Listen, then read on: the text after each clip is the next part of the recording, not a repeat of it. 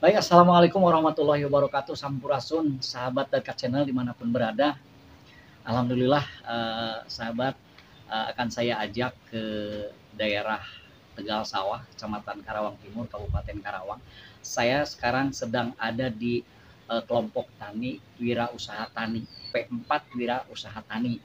Nah, jadi saya akan mengeksplor keadaan yang ada di sekitar kelompok tani yang tentunya ini mudah-mudahan sangat bermanfaat untuk kita semua, untuk sahabat Darka Channel, karena kita tahu Indonesia itu adalah daerah-daerahnya, daerah pertanian tentunya.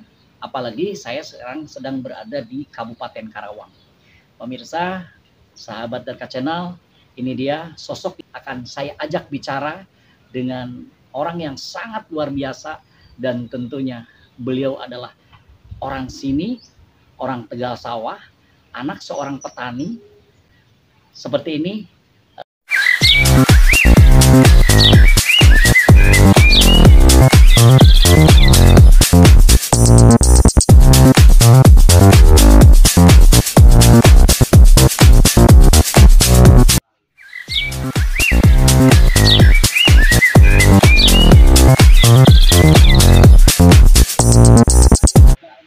Nah itu guys, sudah hafal kan?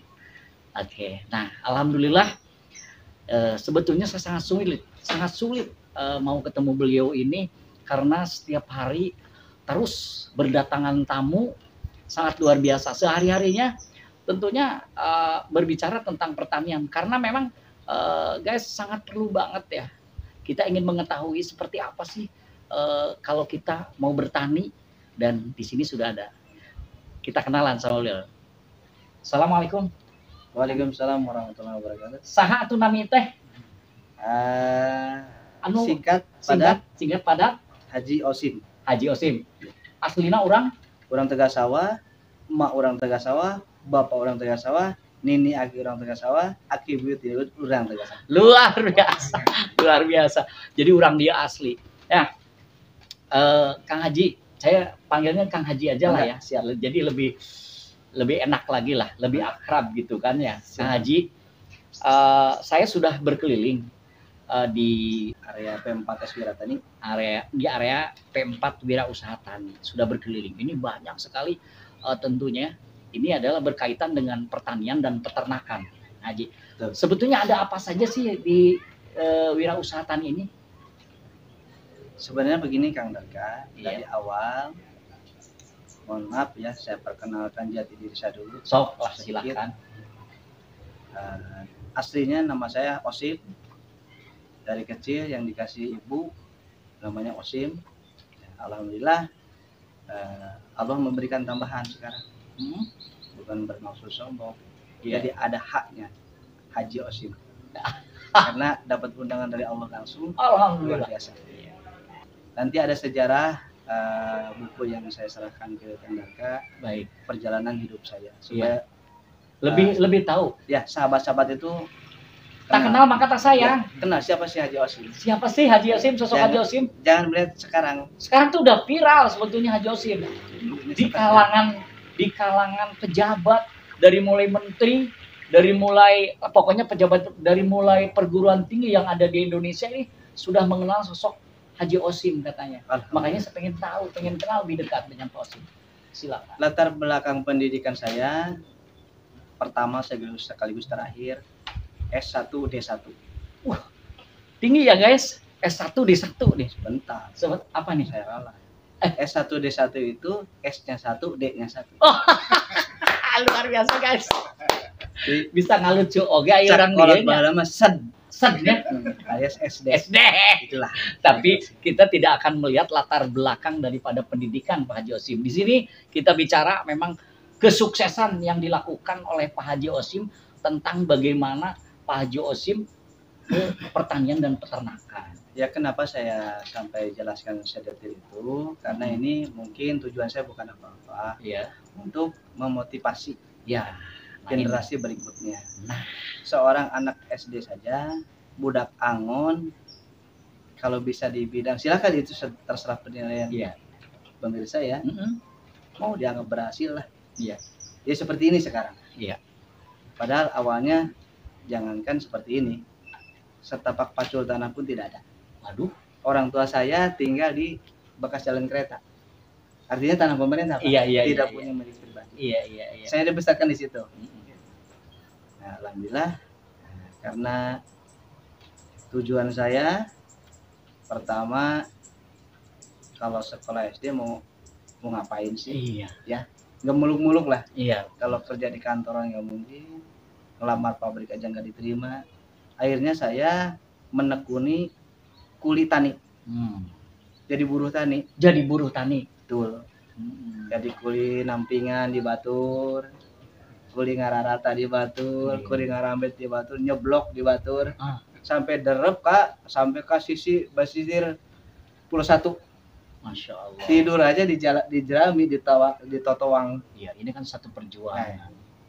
Jadi dari situ saya ada mungkin pada akhirnya kan ada garis Allah ya. Iya. Ada hubungan kaitan emosional dengan pertanian. Saya berpikir sederhana, kalau sekarang saya jadi buruh tani, saya bercita-cita ingin jadi petani. Gitu saja sih sederhana. Cita-citanya Iya. jadi petani. Iya, nggak muluk-muluk Kang. Jadi berhubungan dengan pacul ya. Iya, karena mau jadi salesman pora, jadi menteri nggak mungkin. Jadi kita cita-cita yang logis saja lah. Iya. Sekali kita bisa capai. Iya. Jadi ini sekarang alhamdulillah terbukti cita-cita saya dikabulkan Allah. Masya Allah. Bukan berarti saya anggap saya udah berhasil, bukan. Ya. Keberhasilan itu dinilai bukan saya sendiri, orang lain kok yang Iya. Kalau saya masih merasa haus, berkarya terus, menanam terus, bereksperimen, ya, memberikan motivasi ke generasi muda, termasuk tadi tamu-tamu itu dari Unsika, yang magang, yang KKN, yang PKL di sini, gitu. Yuk kita adu. Kalian S1, saya S1D1. Ini cukup menarik guys. Ini pembicaranya cukup menarik. Beliau ini adalah mungkin salah satu pelopor yang namanya memperkuat daerah sini, bahwa dulu nih ada kabar nih, sebelum kita berbicara apa yang ada di Wirausaha Tani ini, saya ingin betul nggak sih ada kabar bahwa tanah di daerah sini ini sudah tidak produktif, tapi Kang Haji kekeh, kata siapa, terus membuat riset seperti apa, Haji? Betul. Jadi wacana tidak produktif ini mungkin sedikit ya. Kalau saya salah ya silahkan saya bertanggung jawab. Kalau bisa saya diingatkan saja. Wacana tanah tidak produktif itu karena ada sebagian kepentingan. Kepentingan apa yang ingin merubah zona ini jadi zona perumahan. Karena yang diizinkan untuk berubah zona itu tanah yang tidak produktif. Bergeser jadi tanah yang kurang produktif. Tapi nyata-nyata di sini tanah produktif kok, tapi masih dibikin perumahan. Ini dipertanggungjawabkan ya pembicaraan ini bahwa produktif. Fakta. Yang dibikin perumahan sekarang tidak kurang dari 6-7 ton hasilnya. Apa itu tidak produktif? Apa itu kurang produktif? Itu satu contoh guys. Fakta ya. Ini yang saya lawan, ini yang saya buktikan. Biasanya yang dilawan tuh siapa? Itu yang kita mah coba ngaguar saja ini. Ya, boleh saya jelaskan. Pertama yang saya lawan tentu pemerintah yang paling dekat, kepala desa. Saya sampai bilang di depan beliau, ini lurah bukan kepala desa, bukan kepala desa Tegas Sawah, tapi kepala desa pembebas sawah di Tegas Sawah. Seperti itu. Saya bilang tidak kurang tidak lebih di hadapannya. Saya nggak pernah ngomong di belakang. Kalau tidak suka silakan permasalahkan. Termasuk ngomong di Darka Channel nih. Iya, ini. Oke, saya pertama. Buat sahabat Darka Channel nih, dengerin nih. Kalau ada yang tidak suka dengan kata-kata saya, silakan saya berhentikan. Bukan dari jabatan saya, karena saya nggak punya jabatan. Berhentikan saya jadi petani, tolong saya kasih honor secukupnya. Oh gitu. Betul. Tuh ada yang berani ya.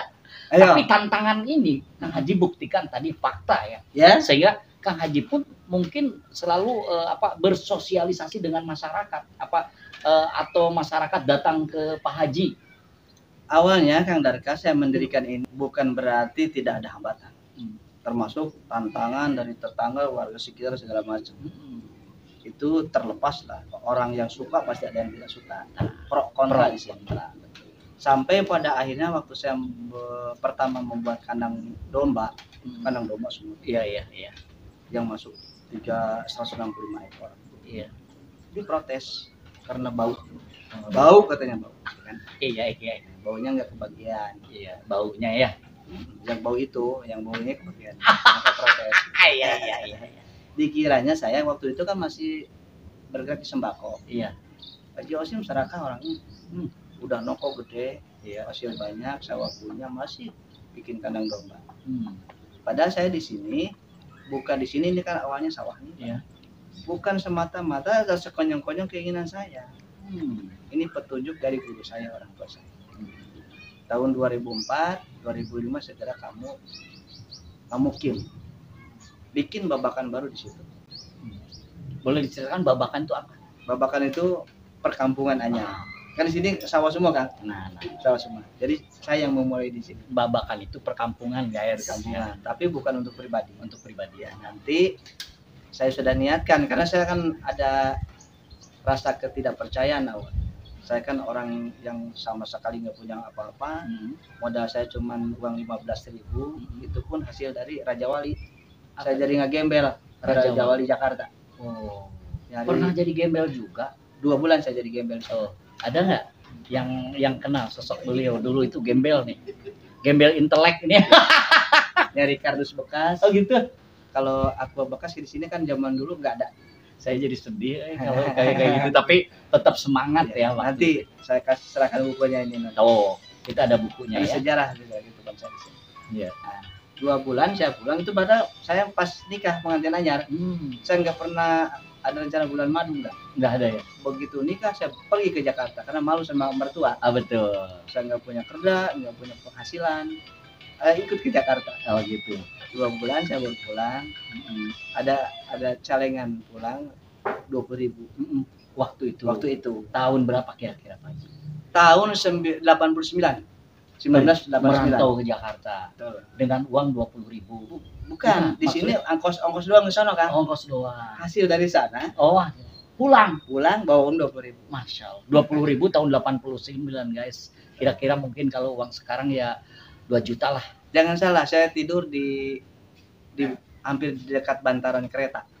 Waduh. Nah, ini kan jalan kereta begini nih. Iya. Tanahnya nih. Iya. Ini rel. Iya. Saya di sini tidurnya. Masya Allah. Kira-kira 2 meter lah kepala saya di.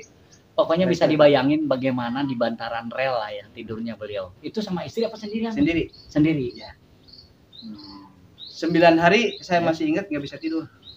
Nggak bisa tidur. Keretanya tiap jam. Karena belum biasa mungkin ya. Cuman dikasih alas kardus doang kan. Masya Allah. Ininya atapnya langit. Masya Allah. Iya. Jadi kayak lagu Roma Irama. Saya ceritakan sedikit pengalaman. Iya. Pas saya udah mau bisa tidur. Iya.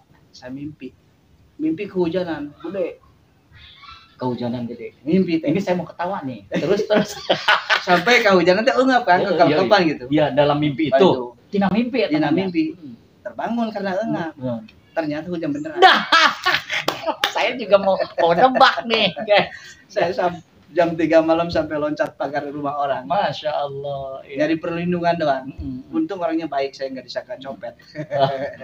Iya. Saya dikasih sarung apa ini. Udah tidur sini aja deh. Masya Allah. Ada penolong lah ya. Ada. Ya pulang dari situ. Tapi masih ingat nggak tuh yang nolong namanya? Enggak, Pak. Enggak ingat. Udah lama banget. Sebelum ke sana lagi. Iya. Terus pulang dapat 12. Ini pulang kurus kan awak kan? Oh. Ini merah-merah. Kurang dahar. Ya kurang dahar kurang pikiran dan bukan pemajikan ya. Yo tapi yo kurangit. Kurum di Raja Wali kan itu bisa dipakai obat. Raja Wali Jakarta ya. Iya. Jakarta mana itu kira-kira ya Raja Wali? Dekat Jembatan Merahnya kayaknya. Jembatan Merah. Iya, Jembatan Merah. Iya kurangit.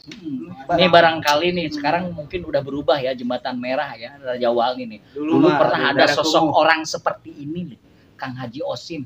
Ini luar biasa, dulu pernah geletak di situ, mimpi kehujanan, ketika bangun hujan beneran. Ditolong orang guys ini. Lalu Saya pulang sampai ke rumah, istri saya nangis, mertua saya nangis. Ya pastilah. Jang, kan jak bapak ge ulah mangkat. Hmm. Udah mau kata kelaparan dia gitu. Terus mulai dari sekarang jangan ke Jakarta lagi. Udah makan tidak makan, belajar usaha di sini aja. Makan tidak makan, ngumpul. Belajar usaha di sini. Bisa nggak bisa. Pas gitu mertua nyaranin, udah dagang sayuran aja, ikut pamanmu, itu pamannya istri saya. Iya. Ditentukanlah hari Senin Kliwon. Oh. Saya bawa modal uang 20.000 yang dapat dari Jakarta. Ya, saya pertama belanja, beli rawit 5 kilo, cabai 5 kilo, koneng, jahe kencur 5 kilo semua. Iya. Tahun habis 15.000. Masya Allah, zaman dulu ya, lagi makmur. Semuanya serba 5 kilo. Terus langsung hidang. Langsung berangkat saya jualan. Iya. Enggak lewat sini kan? Karena era mimitin nama, era kanyawan ke Batur. Waktu itu muter. Penting enggak kira saya. Alhamdulillah pada hari itu semua habis. Alhamdulillah. Masih ingat saya ngitung duit modal. Iya. Di kolong Sasak itu tuh, Siliwangi.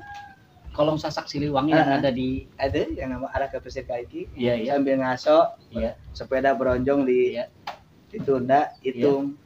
Nah, dari modal 15.000 tuh ternyata ada kelebihan 3.600. Masya Allah. Waktu itu bahagia banget, luar biasa. Ini saya bisa usaha itu kan. Iya, luar biasa. Nah, dari situ nggak berhenti kan, terus-terusan. Terus jualan sayuran terus. Dan saya tidak pernah nambah modal dan tidak pernah goreng modal. Dari situ saja. Ada kelebihan belanja lagi. Ada kelebihan belanjaan lagi. Saya cukup menyisihkan untuk makan sehari-hari aja. Subhanallah. Masya Allah. Baik. Nah, dari cerita itu mungkin sahabat Terkat Channel dimanapun berada bisa mengambil ya satu contoh lah ya. Ini adalah satu motivasi. Beliau itu tidak ujug-ujug loh, kalau bahasa Inggris mah ya, tidak ujug-ujug seperti sekarang sosok beliau, tapi penuh dengan perjuangan. Bagaimana kehidupan beliau, mungkin itu usia antara 20-21 lah ya, ketika 20 ya. Karena zaman dulu masih menikah muda ya. Betul. Istri saya 17 waktu itu. Menang ABG. Oke. Baik Kak Haji. Ketika sayuran sudah sayuran masih tetap diteruskan, terus bagaimana Kang Haji bisa terjun ke pertanian dan peternakan? Ya. Seperti apa dulu? Begini Kang sejarahnya. Nah, sambil saya berjalan, pertama pakai beronjong sepeda. Kemudian saya kebeli tanah buat rumah yang ditempatin sekarang tuh. Iya. Sambil saya nyicil, terus sedikit punya bahan bangunan saya belanjakan. Pertama punya uang saya pakai gade sawah dulu Kang, gade dulu gitu. Karena kalau mau dibikinin rumah kan belum cukup. Pakai gade sawah aja dulu. Dan dari hasil gade sawah itu kan uang kita tetap. Iya. Tapi ada hasil kan. Nah itu. Untuk menambah-nambah. Iya. Akhirnya pas waktunya. Momennya itu bangun rumah lah. Sekalipun baru nangtung payung can kalau lama. Awal beli tanah dulu, kemudian nuntut beli rumah dulu gitu kan. Nah, setelah itu pas dulu cuma 55 kilo Kang. Iya. Nah, berjalannya waktu saya sampai pakai sepeda 3 kintal bawa belanjaan. Masya Allah. Bayangin betul maju ya. Ya bayangin dari Karawang saya Pasar Karawang, Pasar Baru Karawang, ngadorong sepeda di kali bumi. Itu bayangin berapa kilo itu dari Pasar Karawang sampai ke Tegal Sawah. Iya, karena udah jalan itu naikin. Saya nggak kebayang tahun begitu jalan seperti apa. Jalan masih tanah bergelombang.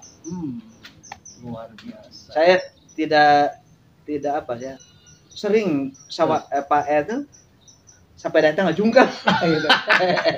Iya zaman tanah masih merah, tanah masih merah. Juga mungkin belum ada pembangunan waktu itu untuk infrastruktur. Belum kan sama sekali itu belum ada. Nah, tapi kegigihan untuk satu usaha yang tentunya ini bisa jadi cikal bakal Haji Osim lah ya. Saya sering masih ada yang peduli ternyata ya. Saya kecapean, saya berhenti, ada orang yang ngasih air. Sekarang orang masih ada. Haji Etik tuh. Haji Etik ya. Boleh berterima kasih buat Haji Etik. Haji Etik karena alhamdulillah sekarang jadi keluarga saya. Ya. Kakak saya nikah sama keluarganya. Masya Allah. Terima kasih buat Haji Etik dulu pernah Istrinya tuh yang nolong Kang Haji Osim lagi kelelahan, kecapean dikasih air. karena Kalau arek nanjak tanyakan karees Heeh. ngaso heula karena capek. Beliau rumahnya deket situ. Oh. Dijang minum dulu. Ya jangan heula cenah. Luar biasa. Semangat. Lalu Setelah saya berpikir, ini kan saya belanjaan udah banyak nih. Kalau saya bisa naikin, Iya. pas saya turun kan pasti ngaguling gitu kan. Aduh, kalau misalkan ini rodanya cuma 2 pasti selalu ngaguling gitu. Iya. Tapi saya berpikir bagaimana kalau saya capek mau ngaso, saya berhenti ini tidak jatuh. Iya. Akhirnya saya berpikir lihat beca kan Iya. bawahnya. Belakangnya beca, kalau depannya beca lagi kan muatan sedikit. Iya. Nah, saya pola tuh ke tukang las, Kang, coba ini saya punya buntut beca, tapi depannya jangan beca, bikin kotak besi. Bikin gerobak ya seperti yang sekarang kita yang lihat. Yang sekarang dipakai tukang-tukang rongsok aduh banyak. Itu awalnya yang menciptakan itu saya. Nah, pencipta gerobak tukang rongsok ini Kang Haji Osim. Luar biasa. Nah, alhamdulillah. Inovasinya gitu loh. Karena saya capek berhenti nggak jatuh. Tinggal nengkringnya doang dah. Iya. Roda ada tilu. Oh gitu. Iya benar. Tapi zaman dulu walaupun roda 3 nggak jatuh tapi nyecep gitu ya. Karena masih letak ya jalannya. Nukuat nereptek atuh ngadorong komo lamun nanjak di jembatan Siliwangi. Aduh ya ampun. Masya Allah. Tapi alhamdulillah Allah memberikan kekuatan, Allah memberikan kemampuan. Iya. Saya sampai sekarang sehat. Alhamdulillah. Nah di sini guys tentunya bisa kebayang tahun-tahun itu ya jalanan masih bukan becek ya, masih lumpur, mungkin masih tanah merah ya, daerah Tegal Sawah. Kalau pakai sepeda itu kan di Gawangan ini, di Gawangan antar Tegal Sawah Pasir Kaliki. Iya. Kalau hujan, itu jalan tuh satu. Gue nggak ngalisung giringan. Jadi ban gitulah ya. Ban gitu. Jadi jalan bannya ngikutin jalan ban itu. Masya Allah. Baik. Nah ini kita ke masalah ketika Kang Haji mungkin tidak berhenti kan sayuran, tapi tetap Kang Haji mungkin ada pemikiran bagaimana kalau saya bisa menciptakan sayuran yang biasa belanja dari pasar, tapi saya bisa menciptakan ada di rumah sendiri atau di lahan sendiri. Betul. Karena saya mah prosesnya kan berjalan apa adanya ya kan. Iya. Bahasa kerennya mah sasoloyong nawelah. Ikuti. Sahayuna gitu. Saya terlalu memanfaatkan sedikit pun peluang. Awalnya kan sayuran. Saya isi ke warung-warung. Cabai rawit, cabai merah segala macam, lauk ikan asin tuh. Saya isi ke warung. Alhamdulillah langganan saya udah enggak rewel lagi. Iya. Sudah atur aja sama Ujang. Iya. Nanti dari hari ini sampai kamu datang lagi supaya pas aja. Iya. Jadi enggak usah rewel, enggak usah nanya ini berapa kilo baji, enggak. Saya aja ngisi tek tinggal jumlah, pulang bayar gitu kan. Iya. Nah, pertama saya kenapa ada jadi tambahnya ke sembako? Iya.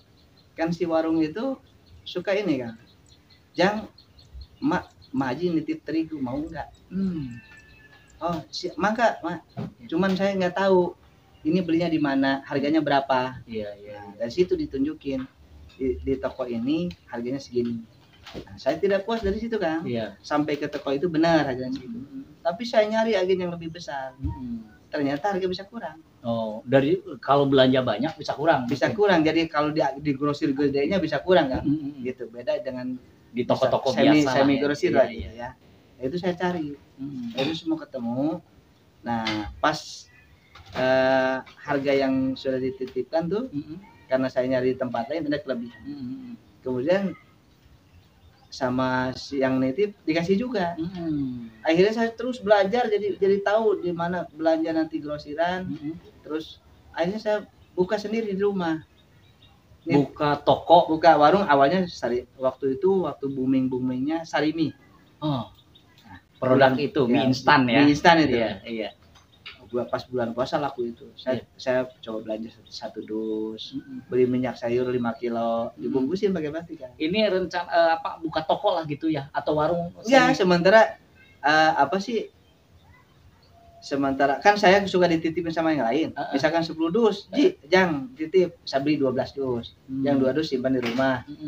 Nah, pas udah tahu kan udah punya rumah sering nangtung payung, suka ada yang beli cengek, bawang kan ya. Sehari belanja nih kan.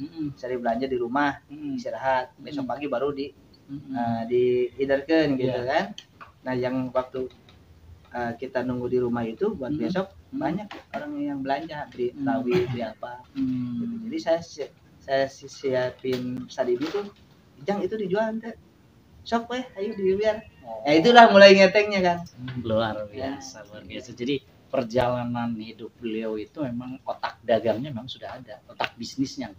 Tapi saya pengen tahu nih otak pertaniannya gitu loh. Dari mana sih mulai awal bisa berkembang seperti ini, terus bisa menciptakan, mungkin kan ini menjadi sebuah edukasi lah ya. Dari awalnya seperti apa. Sekarang kan sudah kita lihat lah tanahnya begitu luas.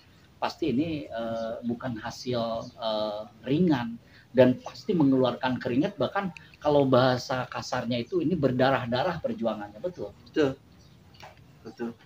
ya. Jadi perjuangannya, jangan sedih, tenang aja. Kayaknya ada sedih nih kalau bicara. Jadi mohon maaf kalau saya menggugah seperti itu, ini semata-mata buat motivasi buat yang lain bahwa hidup itu tidak mudah, bahwa perjuangan itu tidak gampang. Bisa seperti ini tidak ujug-ujug, saya bilang.